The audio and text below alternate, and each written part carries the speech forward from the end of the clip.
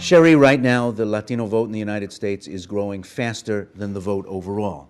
And one of the reasons is naturalization, but another reason is that we're looking at a fairly young age cohort. People are aging into their voting years. Right now, Republicans are not doing well among those new voters. How can you do better?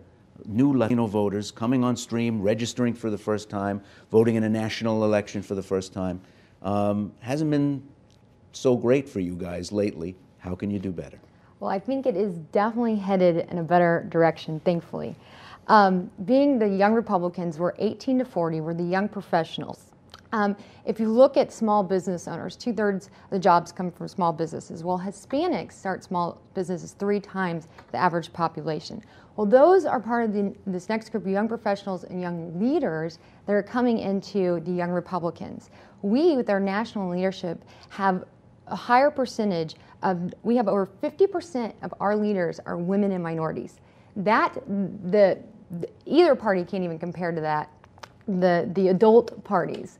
That's something and that's what we develop, those people. And 30% of our officers go on to run for office. So having the National Young Republicans and supporting the National Republicans, if we can continue even that percentage of leadership right now, exactly what you're asking for, you're going to have a high percentage of Hispanics in leadership and the voters, and just, we have releasing a new website on January 3rd, yrnf.com, and on that you'll see our Hispanic Outreach Committee.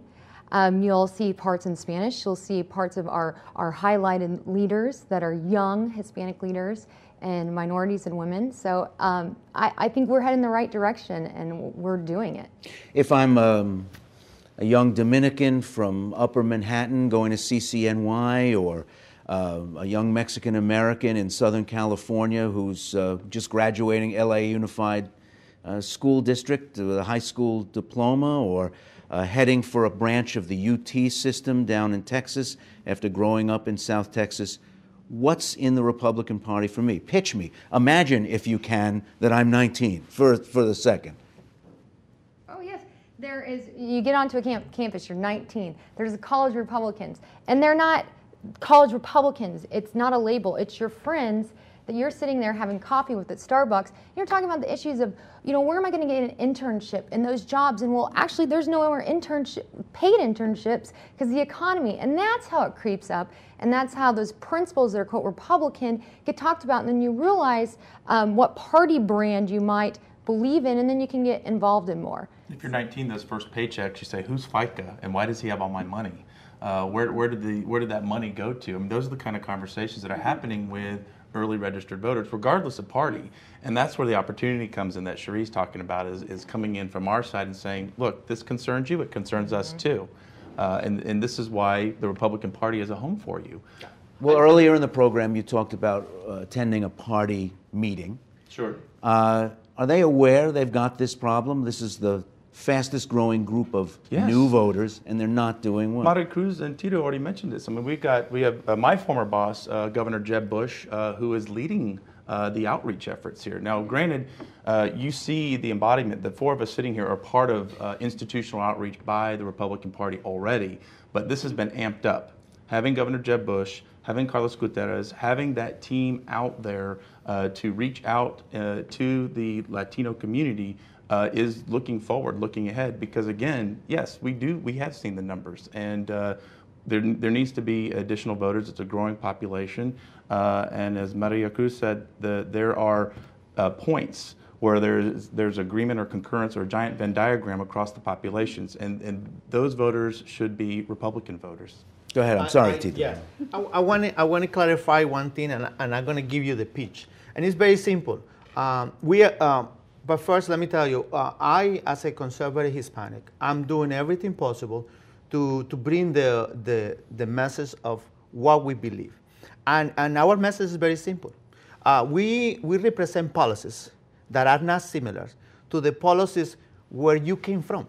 You came from Dominican Republic, a country who has socialist policies, who has statism, who has all these government policies that have not worked. You did not have opportunity there. Now you come to the United States, and now you're going to vote for the Democratic Party, who represents those policies. Why you want to vote for the same policies that created a government in your own country that destroys the economy, destroys the opportunities, destroys everything. So we don't offer you any handout. We don't offer you anything else. Except the opportunity to grow in your own country and do the best you could do with your abilities. And that is what you need. You don't need anything else. So I will say to the Mexicans, to everybody else, that like me and like many other people in this country, they have opportunities. And what the government is doing and the Democratic Party is doing is taking those opportunities away for later to then control the whole economy and control the whole government and create a system, the same system that we have in Mexico, Colombia, on all these countries. And that's where we don't want to go. Many Hispanics do not understand. Unfortunately, they have been bombarded with Univision, Telemundo, who are outlets that represents those particular views from Mexico and from other places, and we have to do a job. And our job, I think, is educating the public, and especially the new immigrants. We represent the best for their future. The future of them is going to be economic opportunity, is going to be liberty that we come here to get, and is also to get their kids to live in that kind of environment, because they're going to have to provide something for their generations back.